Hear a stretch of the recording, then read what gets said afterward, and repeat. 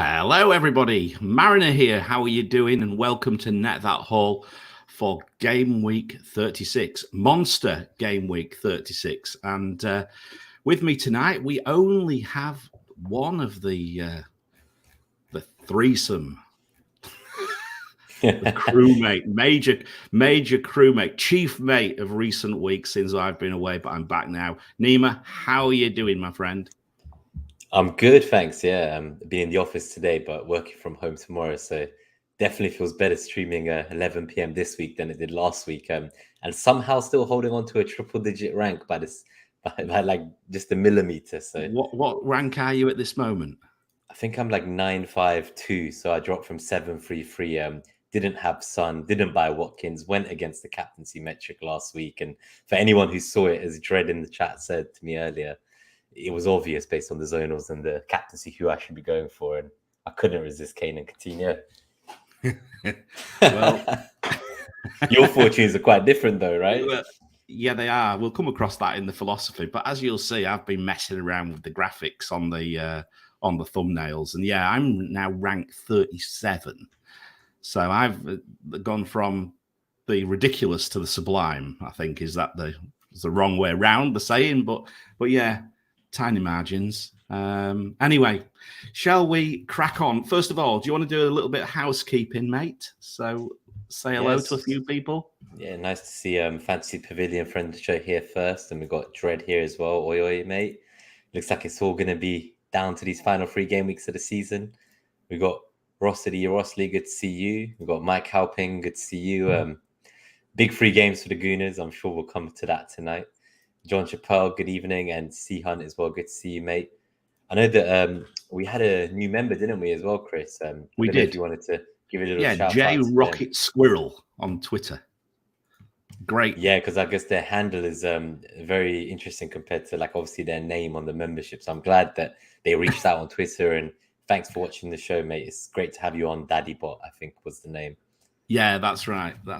Yeah, J Rocket Squirrel from the US. He did happen to. I was busy chatting him away to on Twitter. He did say, "Mariner, I need to go to bed." We'll give a good shout out as well to all the other members. So Nehal as well. Thanks for becoming a hauler 12 days ago. I think it was a couple episodes ago, just before you came back, Chris. And then obviously Greenback Golf we spoke about last time, who has been watching the VOD format all this time, and C Hunt, we already shouted out, who's here live. So good to see you. Kevin Rose, FPL Saffron on Twitter. We've got Podner, Razek, Craig P, Tom Jones, Matthew Locke, Dread as well, and obviously FPL Robbie, the first hauler. So I think hit like, guys, if you enjoyed the show today. Hit subscribe if you're new to the channel. Hit that bell. And if you listen on Spotify or iTunes, do leave that 5-star review. But I guess we can go straight into the mini league as well and continue raving about your 37 OR in the world at the moment. Yeah, I'll let you do it this week. Of course, yeah. We switched roles this week, so you did the intro. So we've got the Brothers Grimsby obviously up there with 77-point week. I'm jealous, I must say. I think I'm on 45 points after my -4 taken into account. So that's incredible on 2511. So you've broken the 2,500 points. And the only other person to do that is Tiger Rattigan with Template FC on 2504. So you both were kind of on the -4, but it looks like it really paid off for you. So FPL Vanessa has sadly dropped to third, Obaid, but he still gets the second place prize if you win. And then Jack B, obviously ticking time Rom is there as well for the third and final prize with 2462. So just a quick shout out to the other final top 10 that we have so far. So Brad Curry, Pfizer Chiefs, has dropped the position as well. Stefan F, that's what she said upside down, is in 6th. Melvin Lim, Premier Leeds. Tom Robinson, Tierney's Tesco bag, another favourite man, dropped to 8th. Donal Hannigan, Donny's Duds in 9th. And Are You Being Served by Jack Curran, just sneaking into the top 10. So a couple of newcomers, a few green and red arrows this week, actually. So I guess it's kind of pivotal of whether people captain Son or Kane. You can see a lot of 40 scores in here and even a 35, right? And then kind of your monster 70s and 80s. It was just a massive swing, wasn't it? Just another massive swing. It's good to see Donny back in the top 10. Shout out to Donny. I saw he met up with Mike. Oh, that is Donny. Okay, of course. Yeah, I saw him met up with Mike Halpin in Manchester. 2 haulers united. Lovely to see. I just wanted to bring a couple of points up about the mini league, actually. Not about me, of course. but we have to look down to 5th before we can find any chips remaining. Oh, wow. So it's really starting to get to Brad's the first person to have a chip remaining free hit. Stefan's also got his free hit. And then we've got 2 bench boosts waiting to come. We've got Melvin and Tom with bench boosts to unload. So it's going to get tight, isn't it? I think so, especially with the big double to come. And I know I've got 1 free hit lift myself, and we'll talk about my kind of unique situation and using that in Gameweek 36, so the week coming, and some drafts I've tinkered with this week. But I know most people for free hit left will be using it 37. Ain't that right, Chris? Yeah. Yeah, so I'm definitely going against the grain. And I have a feeling the way my luck's been recently, I wouldn't be surprised if my free hit team got less points than my current team with 14 doublers that I'm free hitting out of. Well, but I was just looking at my wife came to me. She says, what are these chips I've got left? And she had a triple captain, a bench boost, and a free hit to use. I said, right, okay, this is what you need to do. So the mini league that we're in, guys, I'm sorry, but watch out, because the Mrs. Mariner's about, because I think she's going for the monthly prize. She's just going to unload all 3 chips. Yeah. Actually, that's a great as well point, to Dom, by the way. Sorry, go on. Yeah, everybody's still got something to play for. There's still monthly prizes in mini leagues. There's still little targets to go for. Don't give up. There's a lot of the cups as well in the mini leagues this season. That's quite exciting, isn't it? I've been knocked out of them. I somehow got through, by the way, in the Rockstar Cup again, despite my very low score in game week. So I'm in the semi-finals and top of the league by 1 point ahead of Az. So if anyone who's been watching the last few episodes, he sent a tweet today saying, like, stop ruining my season. He was having such a great time until I showed up. But yeah, good shout out to our friend Az. Just before we go to the philosophy, then shout out to Dom as well. He's here live, and Jared Whittinger. We've got Jedi FPL Gaza here as well, and FPL Robaducky Quack.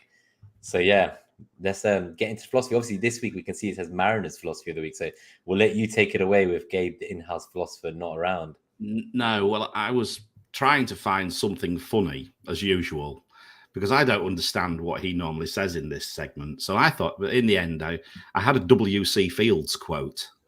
What is it? If at first you don't succeed, try, and then just give up.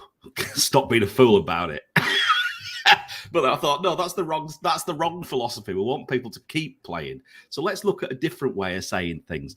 Hunter S. Thompson, whoever the hell that is, luck is a very thin wire between survival and disaster, and not many people can keep their balance on it. I think that sums up this season perfectly, Nima. How many times have we been on the right side or the wrong side of marginal decisions? This week, Son against Kane. You know, was Kane a bad pick? No, he wasn't. But look at the variance.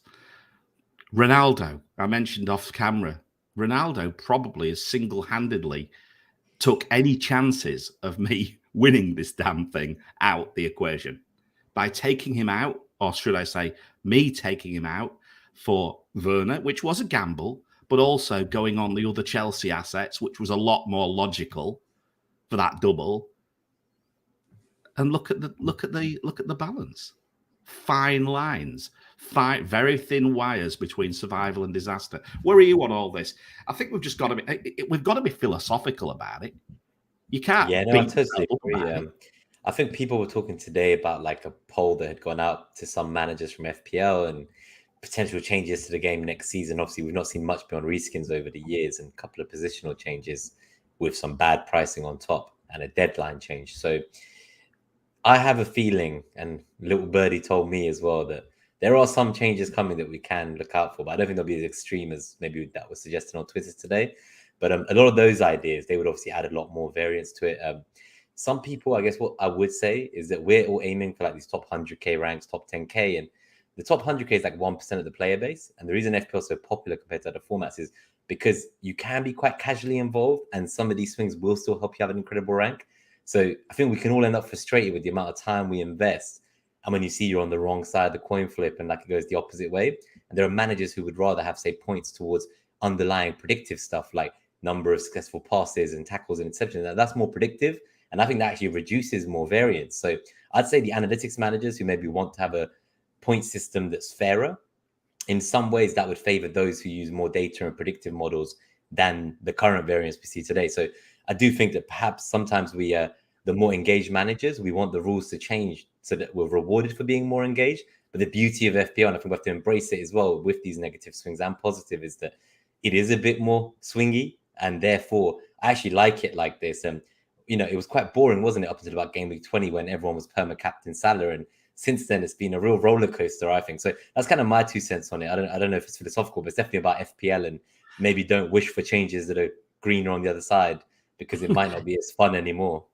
Yeah, I mean, that's a topic in itself. I mean, there's certain things I heard, things like changing the deadline to kick off, things like that. I don't like that, given the position that where I live in the world, quite frankly. I would love that, I know, but I know that's you what's so would. beautiful about these rules. I would bloody hate it. I mean, I'm already suffering with sleep deprivation with a 5-month-old baby, let alone having to wake up every single deadline in the middle of the night. But at the end of the day, though, in the past, you see, I used to benefit from price differences, price changes being in the middle of your night. But of course, if that goes, then I don't benefit from that either. It's like, oh, thanks. There's some interesting takes on that as well. Yeah. Just even on that note, there's some really interesting thoughts where it's like, if there wasn't price changes until after deadline, for instance, was one suggestion.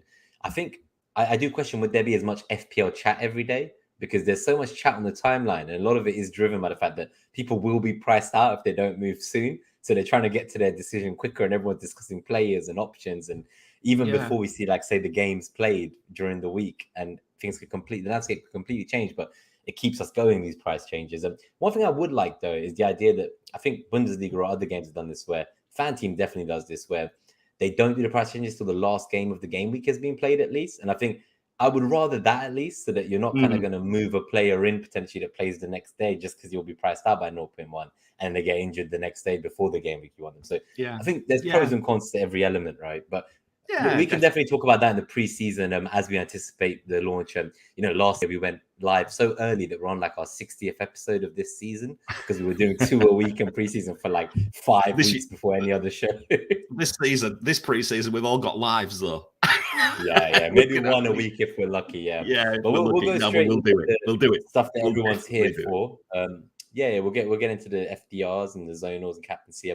We're going to keep it short. There's no Roomy pick today. I think we'll make that joke at this stage already. But, Gabe finally managed to get some points off the Roomy pick after like 5-6 weeks of blanks. And even though the Roomy pick might have showed up, he's not here with us on the ship tonight. So I don't know what happened there.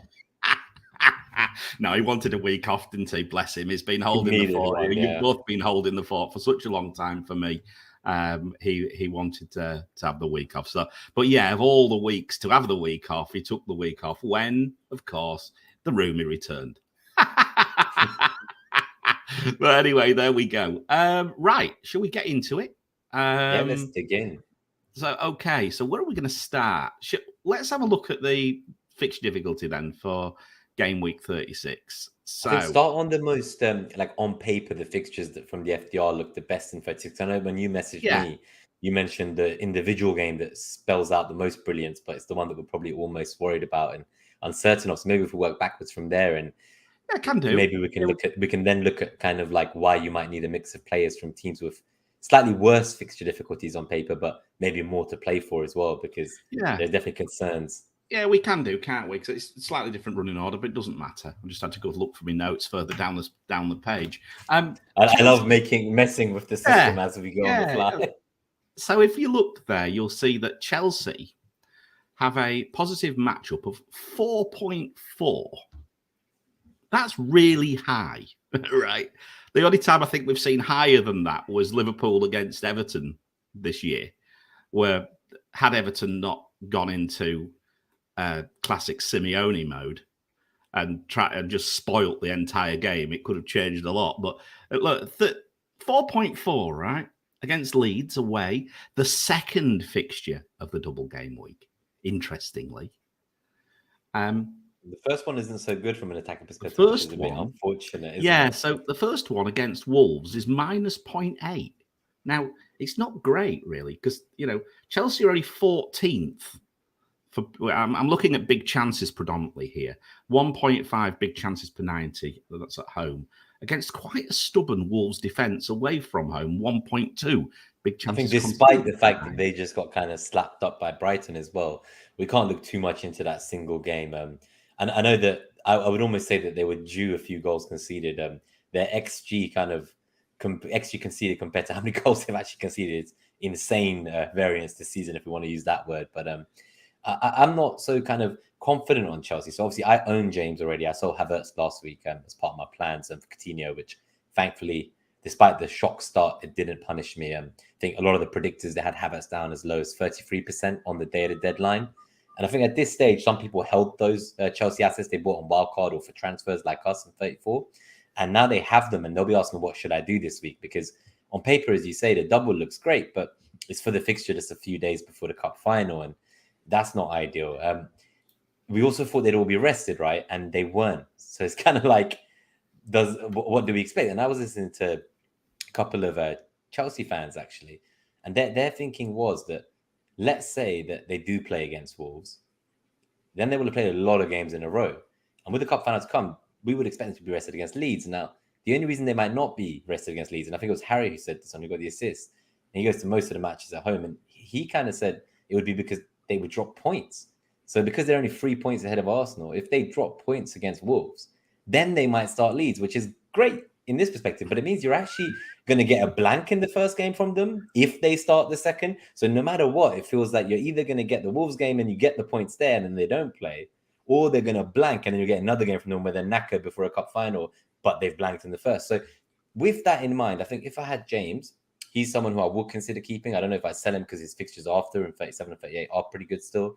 But if you had like a Mount even, who's played even more minutes than Havertz, I've been looking at a lot of people downgrading him to like a Gordon and using that money to upgrade, like say a dud striker like a Broha or a Gelhardt to a Nketiah to get a bench boost out of the door. And you could also get someone like a Richarlison or a Watkins. So you could do a lot with that money, I think. And I think a Mount downgrade, if it gets you like a Son, a Kane, Richarlison, Watkins, any of these players, Nketiah, even Maddison, right? We've seen there's a lot of players high up on the points and predictive points. So I think I'd be selling Mount. I think that's my 2 pence. But why don't you look at the gap, obviously, from this graphic you've pulled up from Lego Mane on Twitter? Yeah, just this very, very short gap. So just 2-day gap between Leeds and the FA Cup final. Look, just 2 days, 2 clear days. It's extremely tight, and that that matchup is really, really, very, very good. And it's just the worst possible thing you could have. You want. Yeah, and this is where it becomes really problematic this week when it comes to anyone who's trying to work it out using prediction programs, using various. You can look at Hub and you see that I think Mount is predicted to play on Hub 174 minutes. It's a lot, yeah. 10.1 points. Now, would you sell Mason Mount if you think he's going to score 10 points? No, you won't. No, but I would sell him for a hit, I think, if it got me like a KDB or a Foden. That's the difficulty, right? I know, but is Foden He's third? He's third on the midfielders, by the way. Is Foden going to play? I tell you what, this is I'm afraid, I know we were mulling at when we go live this week. We've gone live a tiny bit early in many senses because we obviously know about the Liverpool rotation now, what happened overnight, or you do because I've not looked. But the City, we'll obviously see the City side tomorrow, and then we'll be able to work it out. But yeah, Chelsea is a very interesting one because on paper, the Wolves fixture is tougher, but the Leeds fixture, potentially, like you say, if they still have something to play for, what are they going to do? You can only juggle so many balls, can't you? Eventually, you're going to drop one, right? Yeah, I think Mount, interestingly, though, I think he would be the one I would sell. But I definitely think if I had like an Alonso as well, who's much cheaper than James, I don't see enough like expected point gain from selling like an Alonso to say like a Laporte. I think if I could have like an Alonso or even a James, which is a bit more expensive, as a wing back in just one of those 2 games, and from what we've seen of them and how high pitch they've been positioned, I don't think I could sell them as a free transfer out with we only have 3 free transfers left all season, right? And I think for me, like just to get that extra fixture from City, who I guess that's a optimum time to look at their FDR next, is obviously when you look at the defensive FDRs, they have a 1.7 in the first fixture and a 2.3 in the second. So they're playing Newcastle at home and Wolves away themselves. Like that's okay, but like the defensive FDRs, you know, for Alonso or James are still 2 in the Wolves game or 1.3. So I just don't see why that's worth a transfer like an Alonso to a Laporte where you might be spending more. No. And the thing is, interestingly enough, City at home are actually conceding big chances. 1.8 per 90. You know, but the thing with Newcastle is they don't really offer a great threat, do they? I mean, I quipped on Saturday that Saint Maximin should be renamed Saint Minimum. Another striker to add to the dumpster truck this season. Yeah, and also nobody got the joke, but I also tweeted about Chris Crud, not Chris Wood. I know what Crud means. I don't know if you guys do. I just know that Wood hasn't started for a few games, which is a bit of a shocker for those that went for him over St. Maximin for the minutes. But I think at this stage, Newcastle is definitely a jump off. I don't think we need to give them much discussion apart from the fact that they won't be creating many chances probably against Man City. And I don't think so. They've got to get the ball first as well, haven't they? That's the other thing. So I guess that brings us to the question of, like, let's say you were on a free hit, or if you're bench boosting where KDB might be too expensive, would you then, if most people, let's say 70% EO for Cancelo, let's say they already have Cancelo, if they only have the one City player, would you be prioritizing getting in like a Laporte or a Diaz who's got quite a lot of expected points and the price difference is similar now with Laporte? Or would you go for that second attacking player instead? So would it be like you've already got Cancelo, so you get Foden because you can't afford De Bruyne? Or do you it's a very interesting one. It's very interesting because the dilemma I have is about Reece James, because Reece James is really the only option that I have to go to a City defender. But you have a Cancelo just to clear. Yeah, I've got Cancelo already. I wouldn't want to take Trent out, for example. Of course, no chance. Not with his ownership where I am. It'd be suicide to do that. And the fact he's had his rest. Cancelo, yeah, we'll come on to him in a minute or a bit later, but he's a fantastic shout potentially, even as captaincy this week. I think he's definitely someone who I like the most after, say, Salah and Son. I think maybe even KDB. Those three are up there, but I think KDB and Cancelo would be like the more high-risk punty captains, I think, but with huge upside from the pair of them. I suppose Laporte is a slight risk, given Ake's fit again now to rotate, and Diaz is fit as well. So maybe a slight risk. What if Foden doesn't start, by the way? So, like, let's say he just didn't start. Would that tempt you? Yeah. Look, I've got another option, actually. The option which might fit my team is a bit of a strange one. And you probably you'd be a bit shocked to hear this, but I'm actually considering Edison. Yeah, no, so I know FPL Mahir has him, a friend of the show as well. And I'm considering him over Sarr because he is just completely destroying me. He is driving me up the flaming wall. You know, I heard, penalty save. Oh, no, it never touched him. It went off the post. You know, and then the second penalty, God, bloody hell, it was far more it was savable. I mean, so no, enough said. I think Sarr might make way for Edison as an option if I want to keep James. If I want to keep James, because still see 37 and 38 for James are very, very good. They look very appealing. Just looking in that long-term FDR, right? It's a 5.8 for defense, which is second best FDR for defense for the remainder of the season. So that is. But I guess at the same time, you could say that City's defense in that period is 7, right? So I can see the appeal, and maybe there is more upside going from a Wolves defender where their FDR is minus 5.4 in that period to a +7 in goalkeeping position. I feel like there's a bigger swing there, right, in potential gain than there is perhaps from James. Yeah, it's a lot of money, but I don't think I need the money now. You know, this is the time to dead end our teams. Yeah, exactly. I don't need to do anything else. I've got Dubravka sat there is a waste of time as well. So, you know, quite frankly, maybe Edison is the move that I actually make. You have one free transfer, so would you take a hit for this week to get to the right doublers? Because obviously a lot of people will ask that they already have a lot of doublers. So what's your views on this idea that we should, I think maybe Prass said this, he said we should treat each of these as like single back-to-back game weeks instead of doubles and get out that mindset and then ask ourselves, who would we actually want for these singles rather than think of them as doubles. Because just because you have a doubler doesn't mean that that's a good player to own. Like, it might still be worth a hit to sell them if it's not the right doubler, because everyone's got doublers. So that's not going to be a gain in of itself, right? Yeah, I think it's a good point. I think what you have to do is, whilst you're treating this as a single game week, I think what you do now is we can comfortably talk about this being a block of fixtures now till the end of the season, or As specifically a to full fixture run for 37. most teams. What about, and the teams have 5 fixtures? I think in that Yes. scenario, we'll talk about teams like Everton and Villa in a moment, because they obviously have the double. So does Leicester. They do. For people Leicester without as well. chips, Leicester as well. those 3 teams are incredible options for people who have no chips left at all. Another option for Sam might be someone like Schmeichel, might be Pickford, who had a storming game, didn't he? At the weekend. Yeah, great save as well. Yeah, I mean, the one he took, the save he made with his face was outstanding. I was very impressed. Made me chuckle a lot. I think Schmeichel's the one I would still go for. I don't obviously rate Leicester's defense. It's been one of the worst all season and one of the worst for set pieces. But at that price point, like, I had a look, and Martinez, for instance, was a goalkeeper that comes up high in the metrics, but he's 5.5 mil, and that extra kind of 0.6 mil on Schmeichel that you can save. That's the difference between kind of having a dud or having a great striker for me and my team. It's that difference between potentially like a Pookie and a Richarlison for some teams. Yeah. So I think that's a big difference. I mean, when we talk about Leicester, whilst we're on Leicester, let's look at Leicester's matchups. So defensively, they've got an average of 2.1, which is pretty good. It's the best actually average matchup for the game week. So are we sleepwalking on them in a certain sense? Everton at home and Norwich at home.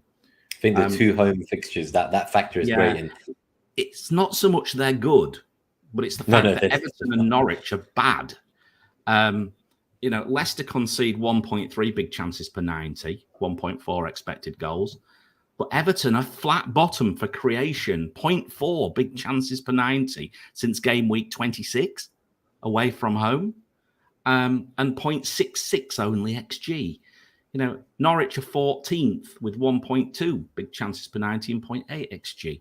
So, yeah, I suppose you could argue that Everton are clinging on for grim death, trying to, you could maybe throw the stats out, Looks like Richarlison's throwing episode might not cost him a ban. He is still flagged. Calvert-Lewin is right up the point predicted for Hub, I noticed.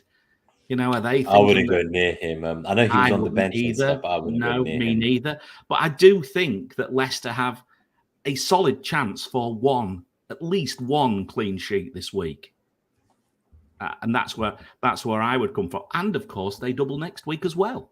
I think for me, I'll be getting them on the free hit, but it will be painful to not hold on to him for longer afterwards. That's for sure. And that's why, in some senses, Schmeichel actually appeals, because rotation's not going to affect him. See, my thinking there is, if that money gets you, like, say, from a Mount to a Son or a KDB, instead of getting a different goalkeeper like an Edison, then it suddenly feels like it's not worth getting that City spot filled up. I would try and get the other attacker, because Foden's only 7.8 million. There's one player. I mean, just whilst we're on, rotation risks and things like this. I wish I had the balls to go for someone like Mahrez, because I would have the money to do that if I went that route. But obviously we need to see what happens with rotate, if he plays tomorrow or not. But he's hardly played any minutes. And if you look at his production as a player, for when he's on the pitch, he's as good as anyone. It's just when he's on the pitch. His best players, yeah. He's been reserved exclusively from outside the Premier League, it looks like, recently.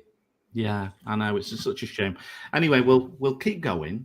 Where do we go next? Right. So I think Mahrez is their top goal scorer as well this season. He's got like 23 goals for them or something. It's crazy.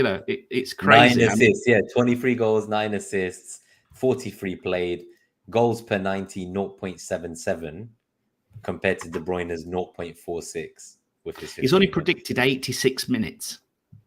Yeah, see, at that point, I feel like a De Bruyne, I would expect him to get a significant number more as well after that rest. Can you get to him? Can you get to him? And I mean, look, if we're looking at these games, we look at the Manchester City game, and the Newcastle game stands out to me, right, this week. it stands out. 2.3 fixture difficulty, even though the other fixture difficulty is better. I do feel that City at home are going to go for that goal. Probably going to go for goal difference again, right? Especially when you've got Liverpool playing against Tottenham in the very late kickoff, isn't it? It's like 7:45 p.m. on the Saturday. They're gonna. It's a strange time. And then I think City play at 4:30 the following day. So if Liverpool have beaten Spurs in a hard-fought duel, City will not want to let down the fans at home. What few of them there may be. Yeah, and I mean, City 2.6 big chances per 90 at home, 2.2 expected goals against Newcastle. Who are they're quite mean actually away from home. Reasonable. 12th, ranked 12th, 2.3 big chances conceded. But I just look at that, and you look at this fixture coming up. We'll look at tomorrow. If Foden plays 90, are you risking Foden not playing the first game? That'll be his third start in a row. So yeah, that'll be a bit worrying. I think at that point, the Bruyne would be much more exciting. Yeah, Mahrez doesn't. Does that give me it's a big gamble, but is that a considered gamble? I think at that point, I would still go for Jesus over him, just personally, because I think he has a massive spot in that team, and the price points are very similar, I think. So I wouldn't be surprised if Jesus is cheaper. I could go Gordon instead. I could take, perhaps. That's what I mean, like a Mount to Gordon, and then like a striker that you don't want, like a Saint Maximin, for instance. Well, no, it's Wankhorst. Yeah, see, if you can get from Weghorst to Jesus and get a Gordon in for the 2 doubles, I think that would appeal to me a lot more than Mahrez, because I would feel more confident of Jesus over, say, the end run of the season than I would of Mahrez's minutes. But they're just a soft spot I have for that. But here's a good point, and this is exactly the sort of thing that I'm looking at, because I don't have a bench boost. Bench boosters will be avoiding Mahrez. That could be my differential. That could be the one that I need. 40% of the top 10K will be using a bench boost to cover. That could be the one I need to cover that bench boost off. Because I've been saying all week I need to pull a rabbit out the hat again.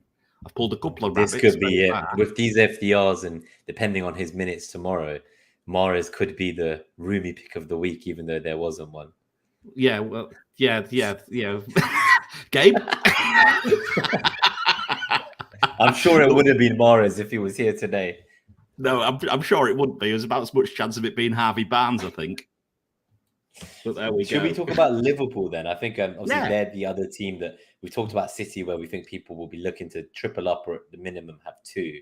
Chelsea people maybe already have 1 or 2 and maybe looking to keep or get off. I think Leicester we spoke about a bit. Obviously, we all had Maddison and Barnes for the earlier doubles, and many have already got rid. Someone like me on a free hit, if I felt that Maddison was going to start, I would be very excited to have him again as a differentiator to everyone else, because I think other people sold him and will be reluctant to buy him back and then own him for the rest of the season. So he could be an interesting one for me. But then going on to kind of Liverpool, seeing as we discussed Leicester, and I think really it is just Schmeichel plus Maddison if you feel confident of that. Vardy could be a wild pint if you're really mad, but I wouldn't go there. I'd rather go Jesus. Me neither. Price point. Me neither. But so Liverpool then, obviously most people probably already are tripled up. With Robertson's start today that you alluded to earlier, the benching at 80th minute, I think that does bode well, but he'll surely start the Tottenham game. But I could see Tsimikas maybe starting that Villa game again, just a few days. I know if you've got the Lego Mane graphic with the time gaps, but that'd be a good one to look at, because I think it must be similar amount of time for them before they play against Chelsea in the FA Cup final as it is for Chelsea when they play against Leeds. So it'd be interesting to see this for Liverpool. So for the podcast listeners, so it looks like a slightly bigger gap. We're still, but they got a few games in a row, Yeah, so we've got obviously this Saturday, Spurs at home, and then basically then till Tuesday, so only 2 clear days till Villa, but they've got a slightly longer gap to the FA Cup final, an extra day. And then there's only a couple more days after that. But then they've got another game close after that, Southampton away, which on paper should be relatively easy, but you never know. So what's that, 5 games between the 3rd of May and the 17th of May? So, in 14 days, they've got 5 games. That's almost a game every 3 days across a 5-game spell. That's Robertson worrying. I think Robertson is primed for a rotation, but I tend to agree with you. I think it's going to be the Villa game. I would probably hold on to him. I still have him, but I think most people would thought that he's obviously a guaranteed hold considering the double they have and the rest of the season with the title challenge. And he's been in much better form than Trent and Salah for a long time. I think he's only blanked in like 1 week since like game week 16 or something ridiculous. But the thing is, when I looked at what you can do if you do get rid of like a Robertson, if you did kind of feel that way inclined, and similar to how we were saying about Chelsea boys, if you would be willing to sell them because you think they're bench for one, would you be willing to sell a Robertson? Because if you were, that could be, again, an interesting one because Trent's obviously had his rest, so I'd feel more confident holding on to him if I got the double. And I think as soon as you sell Robertson, suddenly a lot of options open up in other positions for your team. So that's one worth bearing in mind. And again, keep a look on your kind of predicted minutes from the City boys and what happens with Leicester on Thursday if they get knocked out.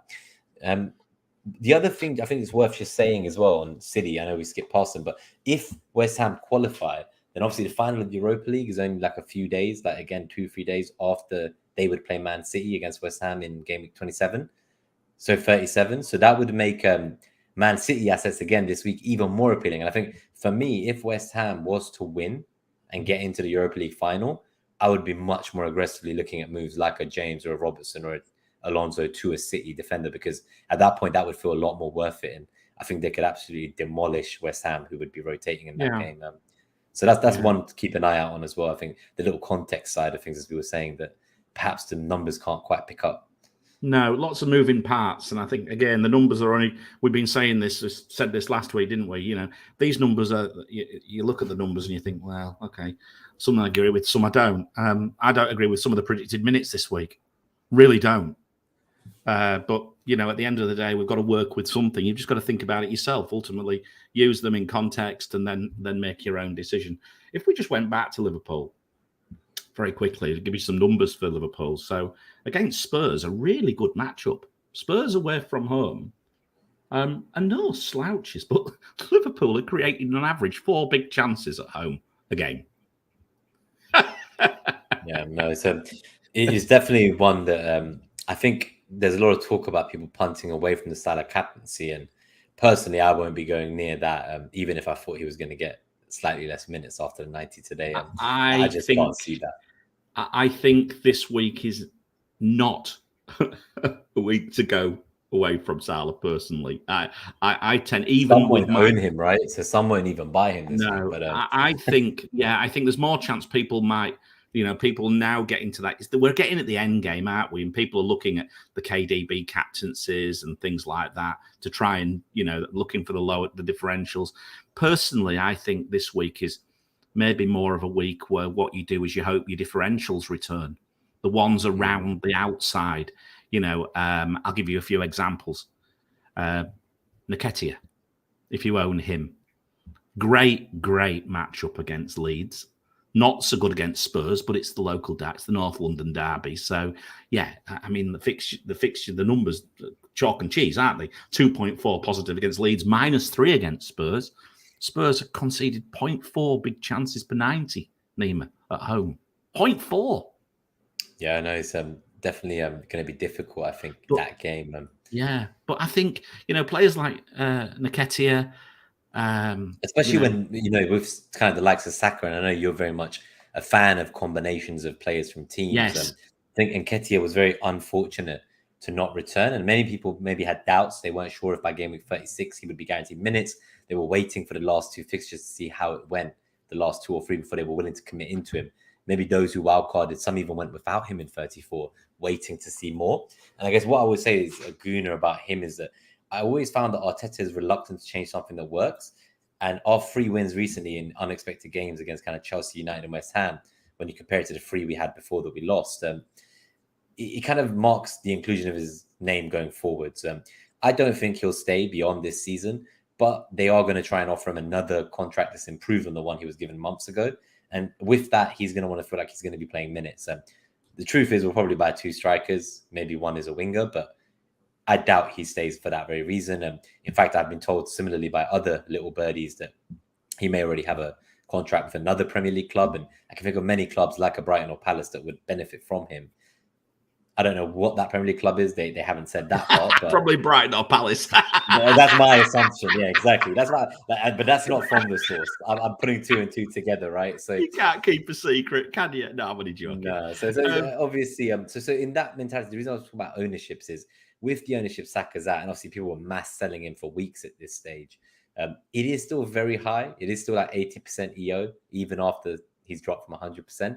So you're not really going to gain much from Saka in this double. And if majority have him anyway, I think the way you differentiate, because I wouldn't go near the Arsenal defense. Like I'm a Ramsdale owner and I'm free hitting him out. We don't even know what's going on with White and how serious the hamstring issue is, and will hold and keep that spot. So I can't see why you would not want to go for an Nketiah at just 5.5 million, who at this point feels more nailed on than ever. And I think when we get to the zonals, maybe we can look at the center zonals for Arsenal, because I imagine they might paint a different picture to the -3 against Spurs that we're seeing in this current Let's FDR. look at that now. Let me just move to that now, because I think we have to look at this in context. It's quite a fluid sort of show. Arsenal, yes, 8.3 per. It's the second best zonal of the game week, right? Second best over the game week, yes. 4.6 against Leeds and 3.8 down the centre against Spurs. Both and I think with solid. the minutes concerned to go, and Lacazette's only played 1 minute of football since he made the comment about going to play Champions League at Lyon. And even that is 1 minute too much, if you ask me. The fact that he's not come on at any point, and the fact that the team looks completely different with having just a more all-rounded striker. Now, I'm not saying Nketiah is great. He's only 22-year-old centre-forward. There's a long way to go for him yet. But he was told by Arteta that he wouldn't peak till he's 27. And that's why I'm very sure he leaves, because I don't see how he would wait 5 years to peak when he can play regular football elsewhere in the Premier League and deserves it. But on that note, I think I would definitely be going for him. I'm going to have him. He's the first striker in my team. It's just too much insane value when we want to try and squeeze in. Like I've seen teams trying to have, say, Salah, KDB, and Son. I totally agree. I totally agree. And I cannot wait to sell Weghorst. I don't care about his double game week. Just get out my team. Get in that dustbin. Get that gif out. Get him in the bin. GTFO. See you, mate. Honestly, sure. I bloody hate him. I can't tell you how much I hate him. He's like a wheelie bin with legs. At least you didn't sell him like I did for Pookie, who's now been relegated. And I think the last time Norwich got relegated from the Premier League, I remember they scored like 0 goals in all the remaining games. So that bodes really well for me. Definitely free hitting him out this week. I'm either going to have just a one-man forward of Nketiah, or I'm going to try and squeeze in Richarlison and Nketiah on my free hit. That would be my preference, but it might mean foregoing like a second City mid. So I think the option will be between like a Foden and a Richarlison. Yeah. And if I don't get Foden, I could then get like Diaz as a second City defender alongside Cancelo. Just whilst we're on Everton, let's quickly talk about Everton. Let's definitely talk about Everton. I mean, they're the other massive team, and Villa probably. They're the main ones to go. Let's now quickly talk about Everton. Look at Everton. I've not highlighted it because I was talking about the Leicester defence, really. But obviously we spoke about Leicester's defence being, not too bad. But Everton's attack away from home is just woeful this season. Totally woeful. And even in since game week 26, where this data actually is taken from, so that's 5 or 6 game weeks, but it's something 5 or 6 fixtures, generally speaking, for most teams. Everton's matchup against Leicester, -2.4, and away at Watford, -2.5. Now, we know the caveats, Nima. We know that they're fighting for the life. If he's fit, I can obviously see why somebody would look at Richarlison. I think I'm someone who can definitely speak about him. So I put a tweet out at the last FPL meets on Saturday the 30th, and I normally don't put my team on Twitter because people will always kind of give you ideas or give suggestions on transfers that you could do or like benchings, and I prefer to kind of just make my decision and then post it. Normally it's after deadline, but this time it was half an hour before. And one of the first messages I saw actually was play Davies over Richarlison this week, which became a non-point in the end because Davies subbed on for Trent for his 1 point, and I lost that clean sheet in the injury time, which was gutting. But apart from that, I said to them at the time that he's their penalty taker, and for all that it's worth in terms of his temper and rage that he has, he could get a red card anytime, I imagine. I've had him since game week 29 when he had that double then, and that was a big letdown. He got 2 points against Wolves at home, 1 point against Newcastle at home, played 90 and 87. I bench boosted that week, but it all worked out because I still had Robertson, and it was a huge success with the wildcard the week before. The Coutinho captain, James that week I had, who I then sold. I had James and Rudiger, in fact, then sold James for Robertson. It all went well, but what it meant was that when the next double came up in 31, I then actually had Richarlison for his 4 points away at West Ham and his 13 points away at Burnley. I think I benched him against United, played him for his 7 points against Leicester, benched him away to Liverpool, played him for his 8 points against Chelsea. So I feel like as someone who's kind of benefited from every time he's returned since I got him. There was one blank, but I'm an early adopter, and I would now I'm free hitting, and it feels sickening the idea of going without him and seeing everyone else is suddenly buying the guy that they've been mocking me for owning, and he's the third most transferred you know what? I'll tell you where I am with him. I don't think I'd bring it. I personally wouldn't look at him this week. That's where I am. I am even with the double, right? And the home games. No. I'd look at him. I think next week, I think he's a decent option. Very good option. A lot of people are looking at. I think he is a captaincy option. Now he's got a full potential. Might have a knock, right? As well. You got Calvert-Lewin waiting in the wings.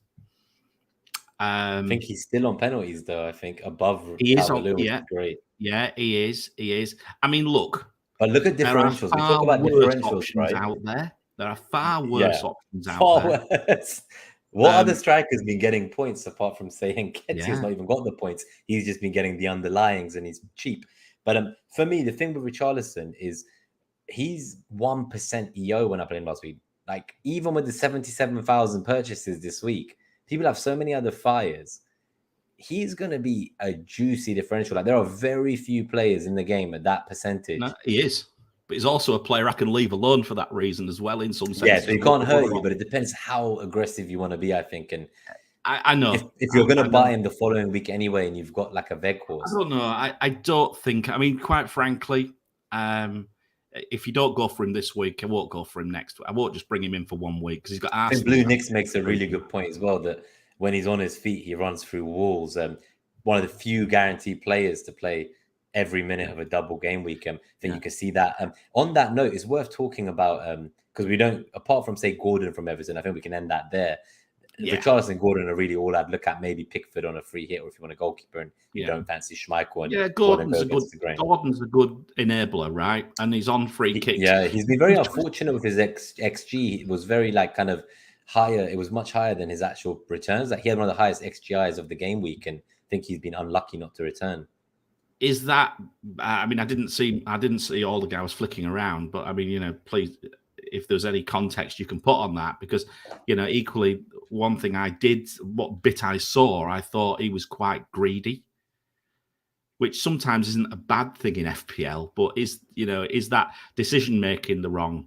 I think he's been one of their best players of the season. He's only I think he's one of their best players of the season. So I think at 4.5, a mount to a Gordon, if that frees up like a massive move elsewhere for you, if that gets you from a Weghorst to a Watkins, Richarlison, Jesus, like that excites me with the limited minutes for Mount. I guess just the reason I mentioned that whole kind of 90 minutes thing for him was the big team we've not spoken about, who a lot of people already have their assets. They've been swinging our weeks every week for a while now, is obviously Tottenham. And when we look at captaincy and people worried about limited minutes for other assets, I think the likes of Son, he is a huge captaincy option, as is Kane. Kane obviously had a better XG than Son, but he significantly underscored him with 6 points compared to 19, I think it was last game week. I know we've been unfortunate as Kane owners. Really, Son has been fantastic. It's incredible. It's his best goal scoring season ever. He's always outperformed his XG. I think we were even saying this last season and started this season that he is clinically world class. He has 11 goals with his left foot. He's right-footed. He's something else. Most non-penalty goals in the Prem. I can't see an argument against not captaining Son in these clutch games. They actually, I think, can play quite well against Liverpool. I think one of Liverpool's highest XG conceded this season was in the game against Spurs. I think they made 4 big chances. They were just not clinical that time. And against Arsenal, that's going to be a huge game as well. So with so much to play for and 90 minutes guarantee for both Kane and Son, I think that's kind of where the connection to the Richarlison tangent was. I think they're the last team that's worth mentioning before we move on from the FDRs and Zonals. I'm just going to play one, just going to give you just a slight counter argument. If you look at the chances with respect to Spurs this week, between 2.1 and 2.3 against Liverpool, not great, but Son only needs one chance, right? That's one thing he's shown, to be fair to him. He's an elite finisher, completely elite finisher. And against Arsenal, only 2.9, 2.9, 2.7. The numbers aren't great. I'm not getting rid of them. I won't captain him this week. That's me. Will you get them? So say someone like me on the ideal free hit, it doesn't include Son, but at his EO and as a current Kane owner, having been punished so often by having Kane over Son this season, I think Son is actually the player that has the most net losses against me on FPLoptimize.com. He's up there. Is my Reece James, right? Oh no, Reece James is up there for me too. But Ramsdale, but I've owned people like Ramsdale and Reece James, but they're still some of my biggest net losses of the year. If anyone who's not checked that out, I recommend FPLoptimize.com with a Z from Sitalp, and definitely look at your season review, and you'll be very fascinated to see which players actually are your best net gains versus your worst net losses of the year. Yeah, it will really give you some soul searching to do. And I guess what I'm saying here is, like, for me, it feels very much like a gut call. Like, I know some people who will definitely captain him just because of the minutes. Like, they've bought into this theory that Salah won't play, guaranteed minutes. KDB won't play guaranteed minutes. That's the narrative they've bought into. They want to go against Salah. They've not had him for a while now, potentially.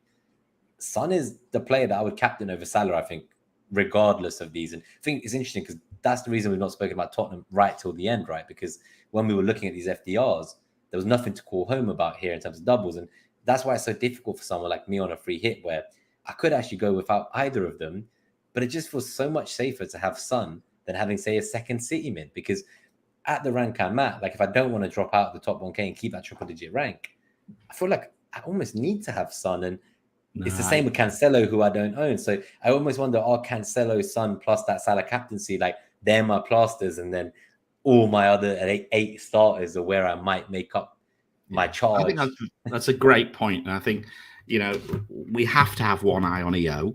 We also have to have an eye on who we're going to think about captaining in the weeks to come. And Spurs have two very, very captainable fixtures towards the end of the season, as 37 and 38 as well.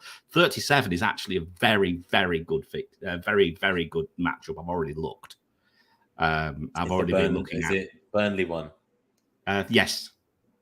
I hope Burnley are fine for that. This top four race has definitely got a very exciting and heated. So from what I've seen, obviously Leeds have now been dragged back into it after Everton and Burnley's recent wins. So I'm not looking forward to Arsenal playing them at the Emirates on the weekend. Then we play Tottenham, and then we could be playing an Everton team on the last day of the season who are fighting to stay up for their lives. Everyone's got something to play for, right? So that worries me. Spurs are playing Liverpool, who are in a title race. They're then playing a Burnley who's trying to stay up for their life. But the one game they have at the end that suits them is the one against Norwich. And that could be the one where they look to make silly goal difference up. But I do think, you talk about EO, those have said, I think Son's a great option going forwards. As I say, for me, he's not going anywhere. I'm, like I say, the two double, the two returns from Kulusevski and Son. That's the combinations that you want, right? And I keep coming back to this. How many times has the combinations worked for me this season? At meets, Lacazette and Smith Rowe, right? Remember always that? Have the two, yeah. Yeah. How many I'm still waiting for my fullback to fullback goal one day, or fullback to centre back goal. That's like the elitist combination points you can get in FPL. But it's very rare. Just one thing I want to bring up, mate. Teams with single game weeks. And Tony was mentioned in the chat as well. He was. So it's a good time to talk about them too, I think. I think Brentford are flying under the radar. They've not got many fixtures, and obviously people are not looking at them that much. But I actually think that is an extremely, extremely good matchup this week against Southampton. Extremely good. Everything is lined up, in my view, for possibly a double return there. That is exciting, I think. Would you only go for Tony? With so many midfielders with doubles to come, I can't see a world where I'd go for like an Eriksen punt. It just feels a bit wild unless you're playing draft. It seems a bit crazy. It seems a bit crazy, but do you know what? There's worse options between now and the end of the season than Brentford. Much What worse. about, so say the likes of Leeds, who obviously have a double, they are fighting for their lives as well. Rafinha is someone who I know a few people who are holding on to them. Most people have jumped ship at this stage. We've got obviously a question here as well from Blue Nix about his fixtures as bad as the FDR makes out. And I'd be interested to see the zonals for Leeds, as well as obviously the very negative FDRs of -1 and -1.2 from an attacking perspective for the. Well, I sold him some time listeners. ago for this reason. I sold Rafinha. In fact, I got rid of him for Son. So, Okay. yeah, there we go. So there's zonals are terrible. They're terrible as well. So there's not much really going for them. No, I mean, look, he'll be involved, but he'll be involved. If there's anything happening, he'll be involved. He'll be involved, but he won't be involved in a lot.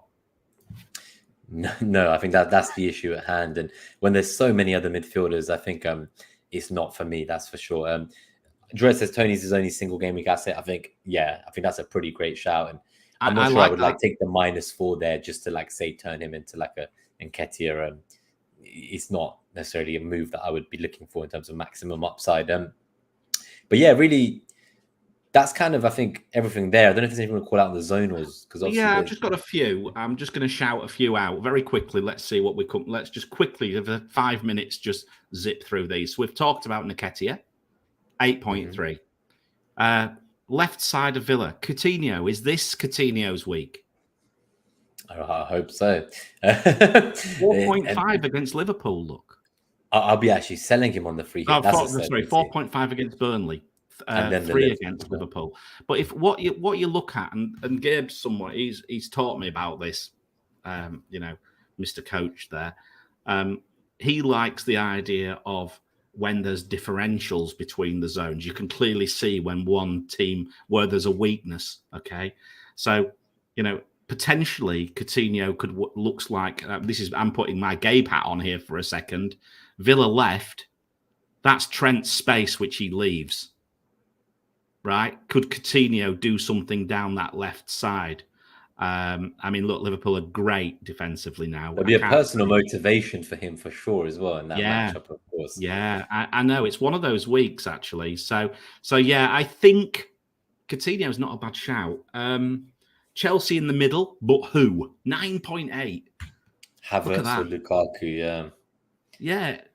Is that astute? If you were, I think as a Havertz holder, if I'd still held him, there would be a temptation to keep holding. But yeah, it's almost like a shock that he started the last game, so that does worry me a little bit. If Lukaku wasn't so well, either 1 out of favour and 2 bad, and 3 totally fed up and about to probably jettison out the trapdoor, right? Would he be a shout for a free hit this week? 9.8. I'm going to free hit him out. That's all I'm going to say to the listeners. Yeah. But and I think I agree on Dread's point where he says, "Isn't he better in double game week 37?" So I think he's great in this double itself. But when you look at the zonals, he's got the second best zonal for the remainder of the season between 36 and 38. So that Villa left from 36 to 38 is 18.3. And the only better zonal is Chelsea's 20 for the rest of the season. Yeah. Going back to Coutinho, yeah. So I think definitely for Coutinho, that it could feel like that could be a nice one for him. Obviously, last week the zonal favoured Watkins, and I regret not having him then. But I think at this stage, look, I look at Villa and I still see, I'm going to hold Watkins for, obviously I've got him now. I'm going to hold him, probably sell him in 38. But yeah, that's that one. Everton left, obviously. Richarlison. Manchester City right. I was going to say, I wonder who plays there, Sterling or Mike. Well, you can see why I'm thinking it, can't you? You can see what's in the back of my mind here. But of course, the other thing, and this is something quite interesting, is you see how KDB moves into these spaces of weakness. You often see him popping up on the right, sometimes on the left. He's all over the place, right? But the point is I can see KDB just dropping slightly deep on that right and then just whipping balls in, right? I genuinely can see that. I think KDB's a great shout this week as well. Is Cancelo a great shout if he plays down the right? There's rumours. I think with Walker potentially being back. Walker could be back. If Yeah, that's the big case, Cancelo for me is an even better captaincy option. We'll come on to that in a bit if he goes back to the left. But does that does that give the slight chance of Cancelo rotating though? Because Zinchenko is fit. I think because of that one ban as well.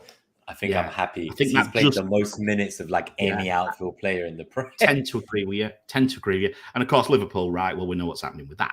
We don't need to. We know exactly what's happening there. Just before we go, we're at 1 hour, and before we go to the questions from Twitter and then the ones in the live chat, we'll get people to put them in as well from now before we do captaincy too. So I just want to say hi to a few more of the kind of haulers who've tuned in since we've been live. So Harshal Shah's come in.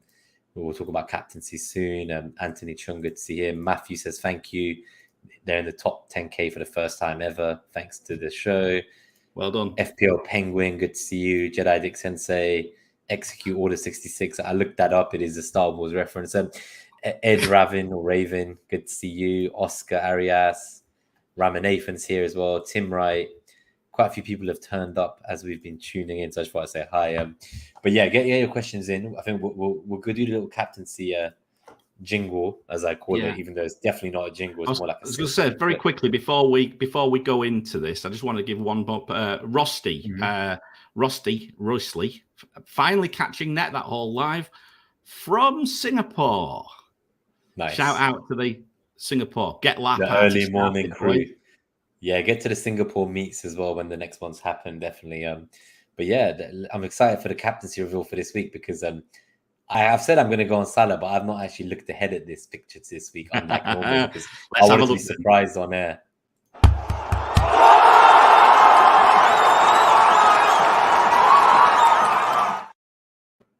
So just to build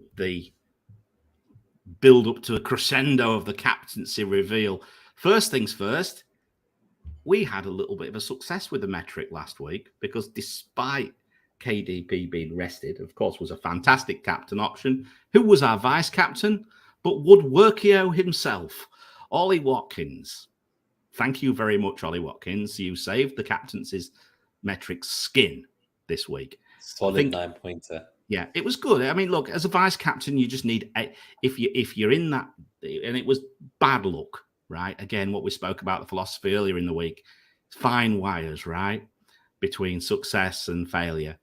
Well, there was the KDB captainers who vice captained Salah and the ones who vice captained Son or Watkins. So a big difference, right? Big swing. Totally.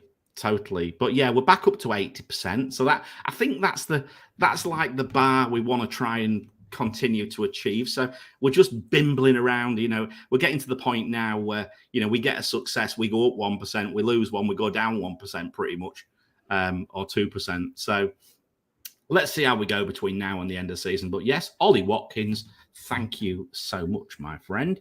I really mean Woodworkio with the greatest of affection.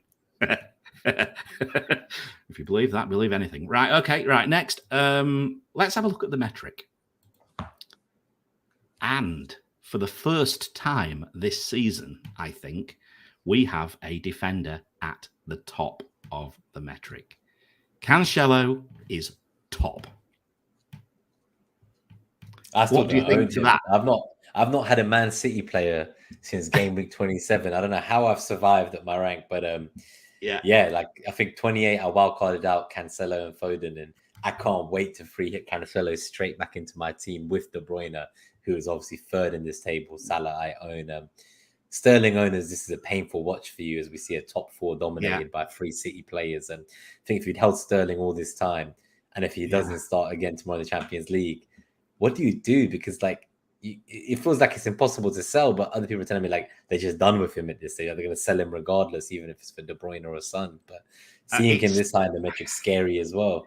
It is. And I think if we just look at it, I mean, look, Cancelo, right, he's got 8 returns, 1 double. 67% chance of return. I know it's net that haul, not net that return. That's the standing joke now. The fixture difficulty is good. And of course, you could argue that you could consider Cancelo's fixture difficulty 122 instead of 116 because he's got the potential for attacking returns as well. 1.14 clean sheets, 114%. 46% chance of an assist, 18% chance of a goal. No rotation risk as far as we can see. Yeah, what's not to like? Apart from, you want a spanner? You want a spanner in the works, Nima? I'm going to give you that spanner in the works. The worrying stat. I test FPL, and I think it was Frazier who alerted me to this. It said virtually all Cancelo's returns have occurred when he's been on the left. And that's why you're looking to see what happens with Walker. Yeah. That's why I'm waiting. That's definitely to see a good shout. Happening with Walker. Now, let's look at the others. Salah. Yeah, of course. Second, 128. 2 double returns, 7 occasions of single returns, 17% haul, still not too great.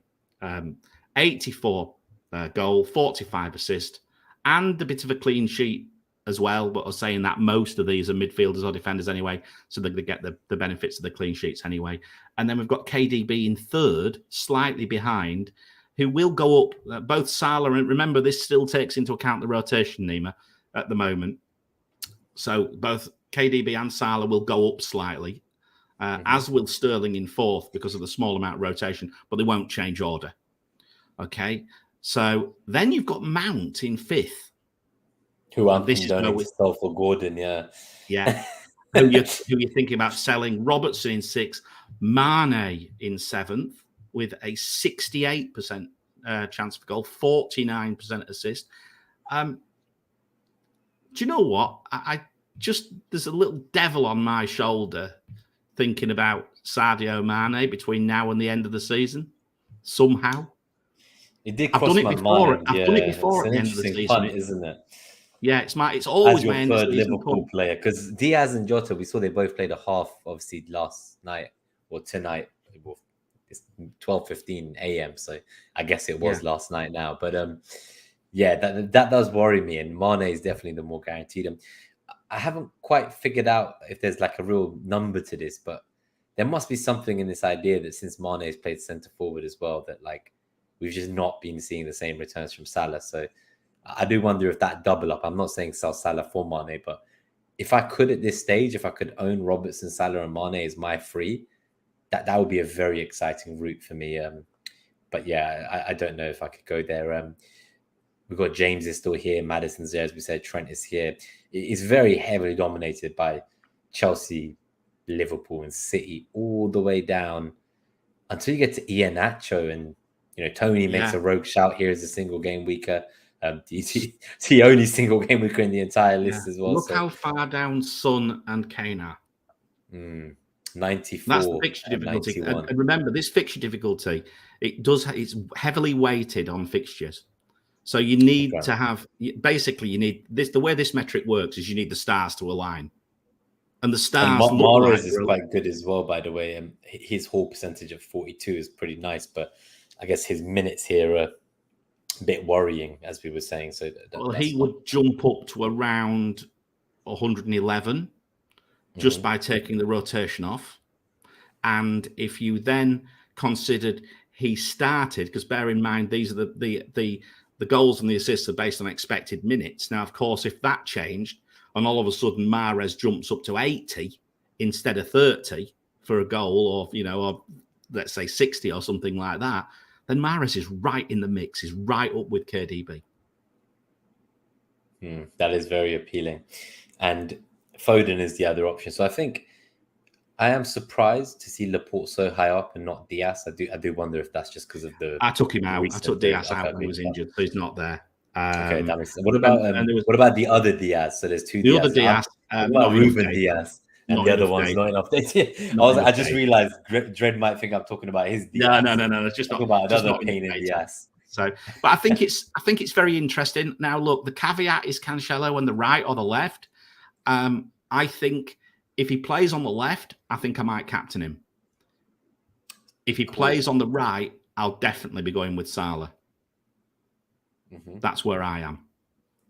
So it's between the two. I'm going to, and I think the caveat there, the left and right caveat, I think is quite important in my view. And therefore, I'm thinking that, the safe move is definitely Salah. I think gamble, but not a massive gamble. Certainly, if he's left, is Cancelo. Would you What on do a you think? free hit go without Son? If I can Would get I like free hit and go without Son? like if I can get to like say a Salah, De Bruyne, Mane, Cancelo, Robertson, Trent, like Yeah, I reckon I Richarlison, would. Yeah, I Nketiah, reckon I probably. Saka, like just I reckon I really probably. go against them with and put all the money into like someone that no one owns, like a Mane or a Mahrez or a Foden. I think Look, it's a it's a gamble, big isn't it? punt. It Yeah, is a it's a big gamble. punt.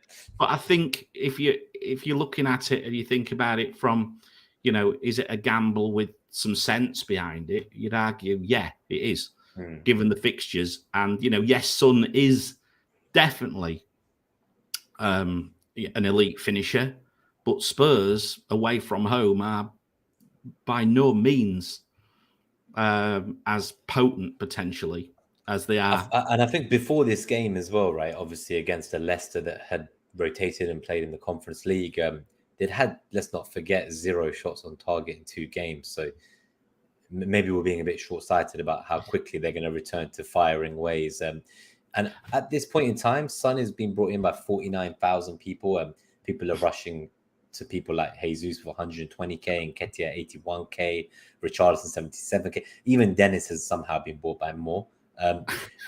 So yeah, that one I don't know. I think they just see Watford double game week and they panic. We didn't even talk about Watford today because we're not condoning that to anyone. If you've got them for a bench boost this week, like fair play, but like I wouldn't be looking to actually buy them. I guess the one thing I want to overlay on this for you is so FPL Focal, our friend of the show as well, he has just recently started doing this graphic, this predicted effective ownership, which I really like, and he takes the kind of ownership data from FPL Optimize. And then he takes the captaincy poll from Scout and overlays it to get an EO from that based on the transfers in and the captaincy poll. So for his predicted EO for Gameweek 36 at the moment, he has Salah 146% just to overlay on the captaincy. He has Trent at 89%, Cancelo at 81%, Saka at 77%. Broho is still up here somehow at 55%, but I think a lot of that will become Nketiah. Robertson 55%, Mount 55%, Son 53%, James 52%, and Kulusevski 47%. So they're the top predicted EO. When you then look at this, that's why I think something like a De Bruyne or a Mane that you mentioned or a Mahrez, these are all very exciting punts. And Nketiah, like he's nowhere near that even with the mass transfers in. Richarlison even, like so many chances to really get a huge gain in your rank now. And I think I'd like to do that without the risk of going against, say, not owning or captaining Salah at 146. And I want a Trent Cancelo. KDB, I think he's going to be so low owned that, like, if you're chasing and you want a captain in fair play, but I just think I'll gain so much from buying him. Most bench boosters can't get to him. 40% of the top 10K has a bench boost, and they can't afford him and a bench. So they're going to maybe go for a Foden. And he's, again, nowhere near up this list of ownership. So for me personally, the ones that I'm most scared of on a free hit, I'll probably not have. Well, Broher, I'm not afraid of, so I won't count him despite his EO. But Mount at 55% if he plays. James, if I decide not to keep him on the free hit, 52%. Kulusevski, if I sell on the free hit, 47%. Son at 53%. These are all players that they're like the biggest risk. And I think to myself, actually, is having like, a KDB and a Foden worth so much just because of that low ownership and huge potential gain to losing? Let's say if Son gets 20 points again, I lose 10 points from that. His ownership will be a lot lower because his captaincy will significantly have come down, and he's not being mass transferred in this week because, again, 40% of the top 10K have a bench boost and they can't get to him and they don't like his fixture difficulty and they're going to go elsewhere if they've already. Some people are selling him. Like, I know a lot of Son owners who, if I had him, I wouldn't sell him. I'll say that much, but they're selling him for a -4, and I don't think I'd do that with the fixtures. Honestly, I'm surprised you haven't had a rant about that, because to me, that's madness. What about selling him? That's I know. Just madness. That is total madness. I can see where there's questions about bringing Son in. Tim Wright, considering getting Son in, is that chasing points? If you don't bring him in this week, he's probably going to be so highly owed next week. You're probably just defending. You're probably just defending. I think it depends, yeah, now, because Kane as well, like he's the 6th most transferred out this week, so people are jumping Kane sideways. I mean, Kane owners, they've done nothing wrong. You've done nothing wrong as a Kane owner. Why jump sideways? At this point in the season, like if you told me you were going to try and get to a De Bruyne, maybe you're going to do Kane to De Bruyne this week, and then maybe De Bruyne becomes Son, but then if West Ham get to the final and De Bruyne's facing a knackered West Ham with final to go 2 days later, are you then going to sell it for Son? So you're going to just end up going Spursless for the rest of the season. I genuinely think the only way you're going to benefit from Son is to bring him in now or captain him in 37 and 38. That's the only way you're going to gain on him going towards the end of the season. Or you go against him. He's a very, very good comfort blanket to have. Certainly for me at my rank now, people are jumping towards him. People are moving towards him. I've already got him. Had him, yeah. I moved. You can look at the next exciting pick, yeah. So let's go to some of the questions. Yeah, let's get to I've got some Twitter questions for us. There's only a handful, and then we've got a few here from Tim and a few others in the live chat, which we'll get through. I think we're going to try and get out of here in the next 10 minutes. Yeah, well, let's do 15 minutes if we can, and then we'll get out at 1:30. Yeah, we'll see what questions are. So we've got Danube Joe. So but I keep forgetting because on YouTube he's got obviously a different name, and then on Twitter it confuses me. So he says, forget about rotation for a second. Who are the 3 best Man City players to own in FPL? So I think just off the back of today's discussion, like, it has to really be Mahrez and KDB as 2 of them. And he says midfielders, so I can't say Jesus. Would you put anyone else in there as a 3rd one? Like, is Foden there for you above a Sterling or a Bernardo? Rotation. I think Foden is the least rotation affected player, so he would be in that list for me. But if you took rotation aside, now I chuckled when I saw that email outside the Twitter, and the reason for it is I went, what do you mean? How the hell can you ignore rotation?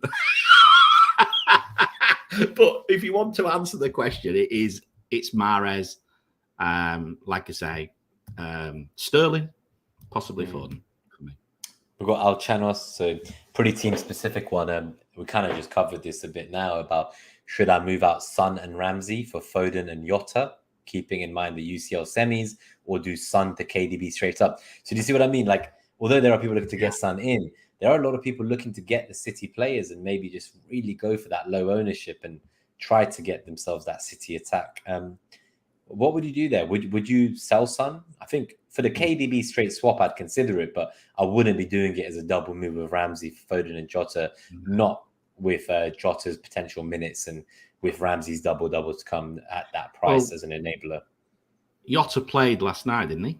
Did he play last night? So they played 45 minutes each, which is unhelpful. He started and got subbed off. So make of that what you will, right? What does that just makes me more concerned. You can't decide whether they were losing 2-0 when he was subbed off. So was he taken off? It was taken off for a tactical decision, right? Must have been. So then we got FPL Dallas. Should I get Son or KDB this week? So at the moment, he doesn't own Son. I think this is the kind of situation where if you didn't own Son, you could go for KDB. But then if he gets KDB, he then can't upgrade Pookie to Watkins in 37 for the double. So there are many connotations to this. And I think the long-term play is probably you get Son so you can get Watkins for Pookie the following week. The heart pick is you get KDB now after he's just had his rest. And I think unless you're captaining KDB, it's difficult.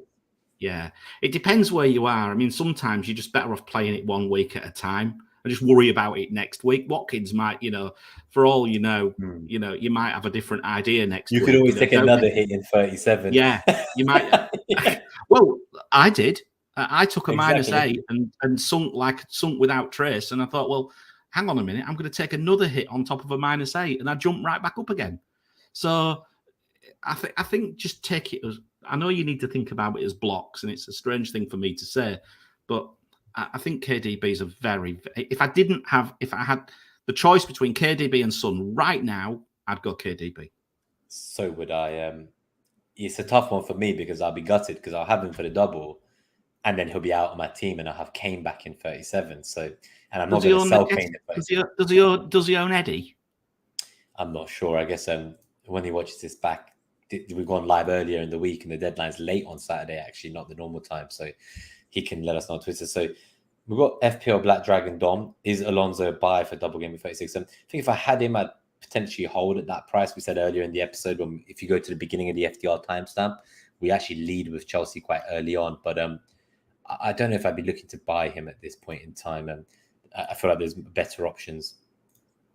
I mean, Hub think he's the top point scorer of the week. No, second behind. He's great for the rest of the season to hold. And he's, but again, like, if I didn't have him, I don't know if I'd be looking like, because the rest of the season. The rest of the season, the rest of the season is probably one of the best, right? Top. He's top. Yeah. I mean, I don't know if they've been on the pop down there, but I mean,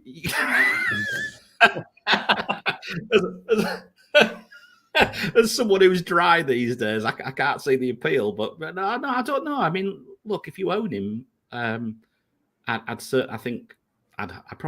hold him on the basis of those predicted points. Would you bring him in? No, I think I'd go for a Diaz still. If I could get to him, I'd potentially get him as a second City defender. If you're not looking to get a midfielder and you can't afford one of their attack, and I feel like if you've only got one City player, you need to. The priority is to get to 2 or 3 City. You need players. 2. I think you need 2 City no matter what this week. It's just I don't know about 3 because I think the rotation risk is still there. We still don't quite know. Nobody can second guess them. And I know we've got is it Emma? It's at Jump the Wave on Twitter. She always does a fantastic like prediction with various City fans, I think, who all send their predictions in, and then they work out percentages of who they think's going to start. I think they do the same for Chelsea as well. So it's quite useful to look at. I always tend to look at that as like a last minute thing. But I don't know. I find City's midfielders is a gamble. I think as a free hit, I think you're going to go there, aren't you? As bringing someone in is a bigger gamble. Yeah, I think he could be a tasty one for me. Like, I've got James now. I want James for the rest of the season. I could save nearly $1 million by going down to Alonso to fund like a KDB and his son. I've looked at a few options where, so really my options on a free hit are that I can have like a Salah, Son, KDB mid with just Nketiah up top and like 2 4.5 million forwards to the duds. So there is a way, but I do just wonder if like leaving Son out and having a Richarlison and Cancelo and, you know, like it just, there's so much possibility if I leave Son out. I think that's what's difficult for me. I think the worry about taking and thinning your bench so extremely is that are you going to get on the wrong side of some of this rotation, which Lego Mane has shown very, very. On a free hit, I would be okay with it. I'd expect them to play one of their 2 games, and the rest of my team would be solid. So that's the other side of it. There might be 1 or 2 players who don't play as many minutes, but if it gets me, let's say, like a 1 more premium than everyone else, maybe. But again, I agree. I'd rather have like a bench where someone like a Pookie is my first bench, not a Gelhardt. And my optimum teams on like even review, they do have a Pookie, I think, first on the bench. Like I'm looking, none of them give me Son, by the way, but the lineup they give me as one of the teams of the week, for instance, is got a bench of Pookie, Tavares, and Brandon Williams. So, you know, two of them probably get minutes in Pookie and Tavares, but am I going to need them? Probably not. You've got like a team of Schmeichel, Trent, Robertson, Diaz, Salah, De Bruyne, Saka, Foden, Maddison, Richarlison, and Nketiah. It's a bit different. It doesn't have Son. It has Diaz instead of Cancelo. It has double City mid, and it has the mid that no one's got at the moment. So, but it has a bench. Now, if you want to suddenly turn a Foden to a Son there, what was already a light bench becomes an even lighter bench. But it's possible. And that's the risk. And that's the risk. You know, you're a fine line away from, getting into, getting on the wrong side of that variance again, right? Going back to what we said. So I think eventually you force it too much, you're leaving yourself the chance of it going wrong. Point of fact, Nima, as I said to you, selling Ronaldo when he had a double for those Chelsea assets, and it looked a great move, but selling him there at that point, look what happened. That is forcing it, in my opinion. And that's why sometimes you need to just go, whoa, so in that on, scenario, so Dom says he does have Diaz. So I guess he's already got like maybe a Cancelo and Diaz, maybe both. Yeah. And so Alonso feels like an exciting option for him to just get and hold for the rest of the season. With the numbers you said to me, if you accept that he's going to miss one of those games anyway, you could say, Chelsea wingback shows up in the box as a striker half the time. There could be many worse assets at his price. Totally. I think if I was, and the FDR is, like you said, it is one of the best for this game week and the rest of the season defensively. It's just we're all worried about this one game they might not start, but even then they might cameo that game to prep for the cup. So I wouldn't be too worried. I think he is a good shout. If you've already got your Liverpool and City defenders of choice, then I think I'd rather go to Alonso than any other team's defender as like a third or fourth defender this week. And then also just a clarification we have from Dallas as well. So he says he does have Nketiah already. So that was part of the Pukki to Watkins upgrade. He discussed that he wouldn't have enough money the following week. He already has Nketiah. But just going to the final questions on Twitter. So Asa says, what should I do with Timo Werner? So you obviously talked about there's a personal story for you where you've sold Ronaldo. I don't know if you brought in Werner, but you still sold Ronaldo that week? It just wasn't for Werner. Yeah, no. So I brought Werner in for Ronaldo. Yeah, so you did. Okay.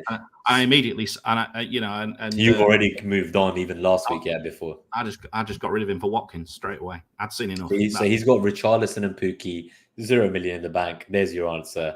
Chris is on Watkins. Watkins looks great with a double. I would go there. He could be a cheeky punt to sell him 38 when he plays Man City. No, Watkins will be leaving my team in 38. As to who for, I don't know. Maybe exactly. Tony. And then, Tony's exactly. We were saying, and he plays a Leeds that day. That could be quite interesting. So we got FPL Sherlock Dillon. The last question on Twitter: should Man City and Chelsea assets still be considered despite rotations and managed minutes? I would recommend at the beginning of the FDR we talk about them in length.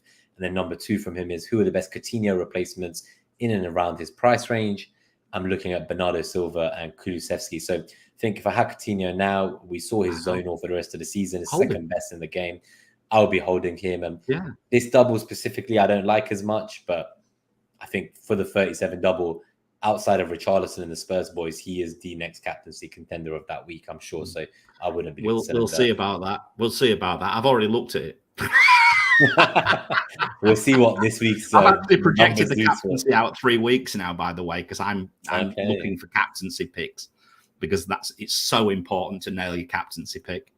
So I'm actually looking out in advance now at the captaincies. Let's get to these questions from the live chat quickly before we get out of here. So Ramanathan asked, Coutinho or Ings better double game with I would go Coutinho or Watkins. I think on minutes alone, I would say that. But Ings showed when he comes on. He did look good, yeah. He looks good. Oscar Arias, I'm thinking of Werner to Nketiah, Havertz to KDB. Yeah, I think I would be all over that, despite the fantastic central zone. On it like a car bonnet. So we got Cam Mara's maximum, I'm sure. I can't go there. I just can't go near him. We can't say anything about Morris till tomorrow's game. You all laughed at me with Lacazette a few weeks ago. It went well briefly, but we've seen how it did. But it only needs to go well briefly. It only needs to go well for these 3 weeks. I mean, look, I keep coming back to this. I am saying in isolation, if he doesn't play tomorrow, whenever it bloody well is now, I don't even know what time of bloody day it is here now, then I think he's not a bad shout, but difficult. Right. So let's keep going through questions. Just seen as well, we've hit 20 likes and broken the 20 watching as well for a while now consistently. So thanks, guys. If you've not hit like and you've just recently tuned in, please do support the channel as well and subscribe if you're new. And we've got Tim's question as well here. So he has Havertz and Sterling still, and he's looking to move them on to both De Bruyne and Son. He only has Nketiah up top. This is on a free hit as well. So I'm obviously also free hitting, and I think that was one of the options I mentioned to you, wasn't it? Like having the Salah, KDB, Son mid with just Nketiah. I think that's totally viable. It's just, do you think Richarlison is better than having Son potentially, and then maybe having a stronger defensive thing? On a free hit, we can do some luxury stuff, whether that's you have free premiums. Then Nketiah's, this is like the best time he could emerge as a starter, because he makes this viable, because you have to play one forward and he could be the one forward you play. I have to say, if you have the ability to change to that type of structure, it sounds perfect, doesn't it? To move to that for 1 week, and you yeah, don't need to worry about the 2 duds the following week. yeah, So you're saying, is chasing? Oh, you already asked this one about yeah, chasing. we'll answer I that don't one. think Yeah, it is. So there's Werner to 4.5, Havertz to KDB, Son to Son for -4. So this would actually be just without a free hit even. So Son has tanked him quite a bit actually, from 2.5 to 7.5k just in 2 weeks. Yeah, no, so I think it's the same question basically, but I think whether it's a free hit or whether it's even on a -4, if you've got enough transfers to do that just for a -4, I'm assuming you've got 2 banked then. That's potentially even better. I know we said you want some bench, but Werner has to go for me. Werner has to go.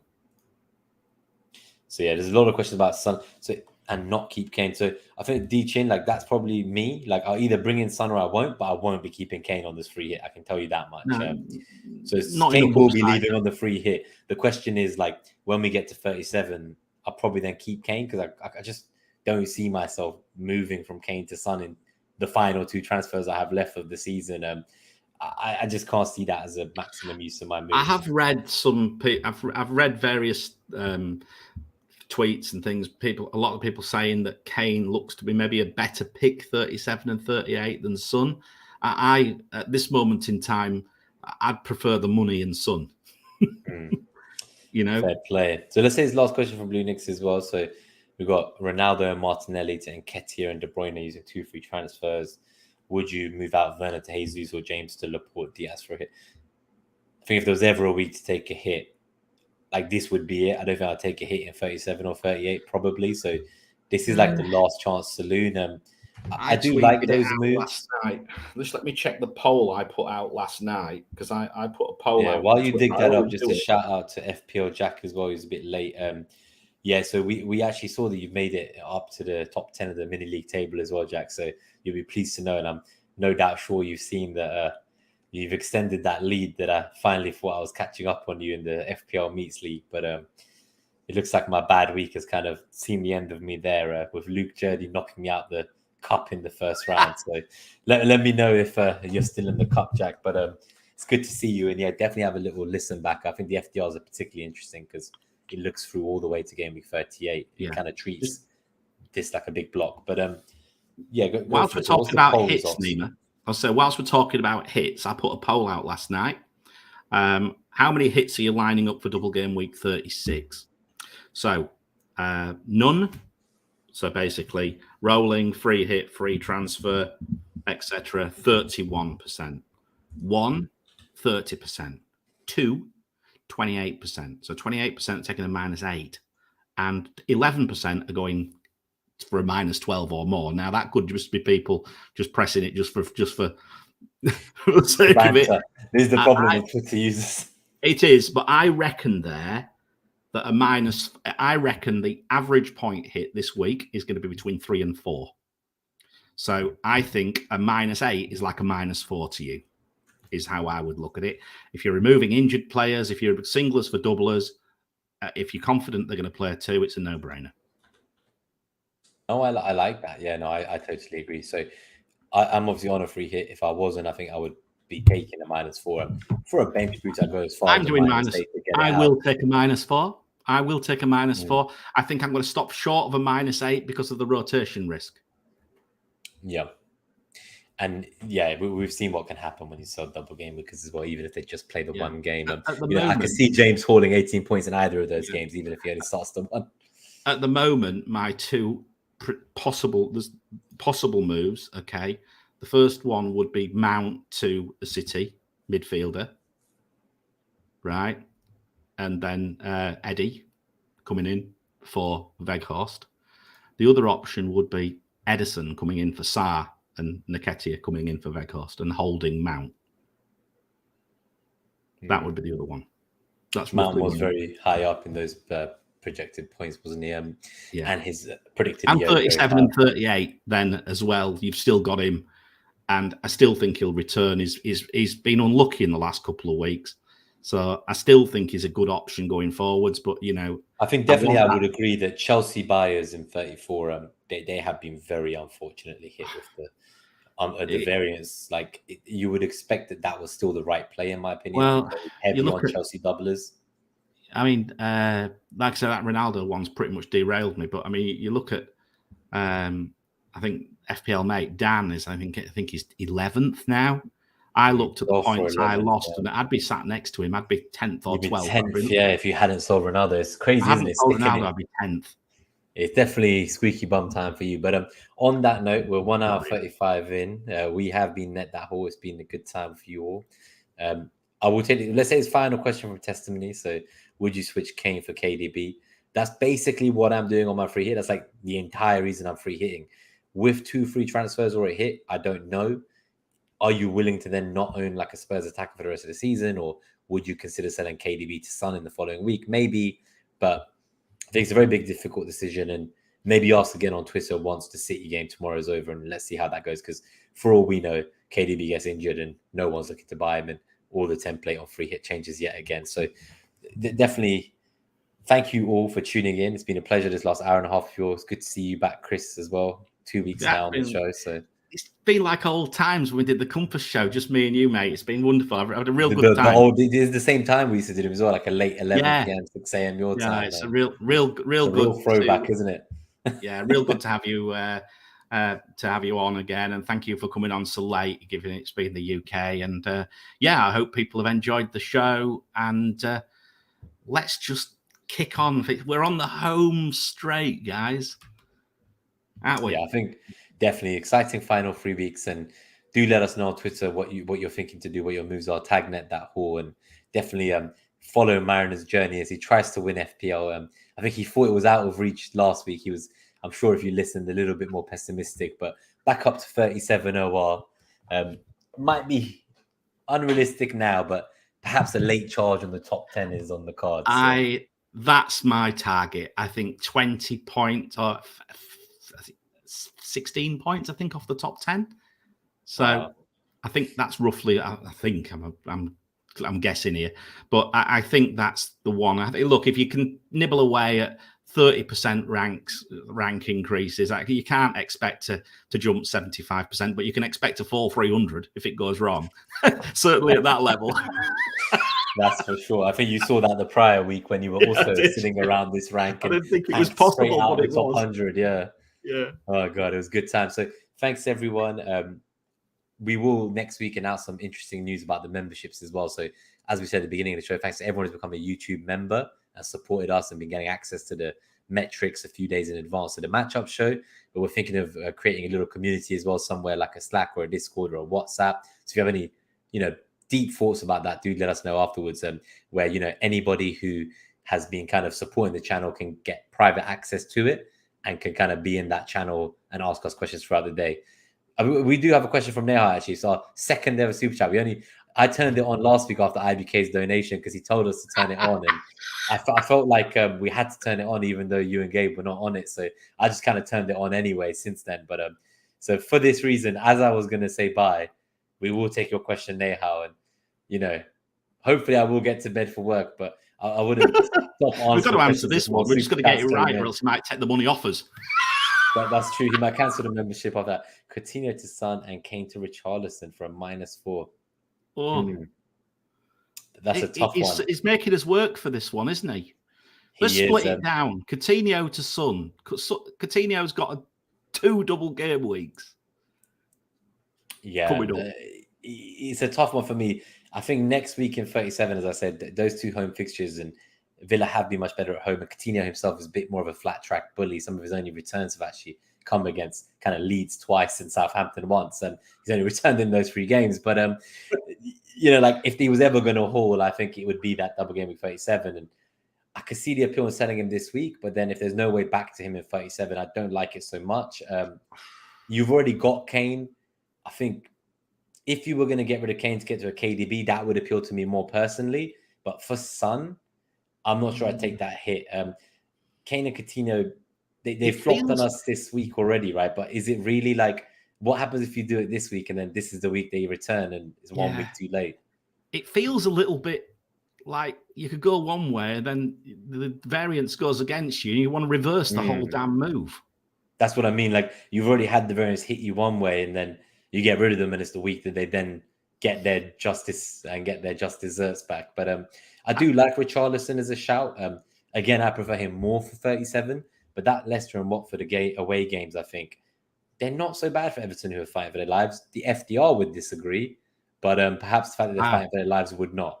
Doesn't need Coutinho in 38 and has free hit in 37. He's clarified that. Oh, see, if there was a free hit in 37, I would be selling Coutinho 100% this week then. So I'll say that to you about that. So I bought Coutinho in 35 specifically because I knew I could free hit him out in 36, and despite the double. I didn't like the fact that Burnley are fighting for their lives away from home. I know one of the games is, again, Burnley, but it's a home one this time for Everton in 37. And again, I don't like the second game at all. So, I think in that scenario, that's different. I think with that clarification, you definitely don't want him in 38, as you say, and you can free hit him in 37. You got unlucky. You didn't get the Norwich points. I would still try for KDB and Richarlison, but if that's too expensive, then I think Sonny's definitely the more protective measure. Can I just caveat this? This is Richarlison, boys. It's Richarlison. It's the troll. It's Richarlie troll. Do it at your peril. Well, I'm sure he already has Nketiah, and I still like Richarlison. As I said, he's been getting me points since Gameweek 29. I think he's probably one of the best strikers for the rest of the season. I'm going into this cold sweat. I'm talking about Richarlison. He scares the living daylights out of me. I've been hammered by him so many times. I will be keeping Richarlison on my free hit, I'm sure. If that changes, Nehal, keep an eye on Twitter. Ask me again in a few days. If I decide to go for the double City mid route or something, or to get Son, KDB, and Salah on that free hit, I'll let you know. But it's likely I'm going to have Richarlison over Son on my free hit. But make of that what you will. Thank you again for the donations, guys. But thanks everyone. It's been a great show. As I said, we are that Haul. I am going to get us out of here this time for real, but appreciate that, Nehal. It's nice to get 2 super chats 2 weeks in a row now. It's nice to see it. There are some people out there supporting the channel, helping us grow. So keep an eye out for the membership news next week, as I said, and let us know if you have any strong preferences for what that kind of community chat network looks like, where you can have obviously access to both of us and Gabriel throughout the week and ask us your questions just kind of as a thank you back to you for supporting the channel. So on that note, I don't know if you want to say goodbye as well, Chris, but good luck, and hopefully next time we speak, you might be closer to the top 10. You're not far off it yet. Let's hope so. I mean, look, whatever your target is, I hope that this week helps you try to achieve it. I think that's a simple thing to say, boys and girls. Don't give up. And I think just embrace it. Embrace the chaos. Embrace the double game week. And Nima, catch me if you can. I was trying, but this week you definitely swung it back in your favor. I think next season. But thanks, everyone. Have a lovely week. Enjoy this Champions League and Europa games, and see you on the other side of hopefully many more green arrows.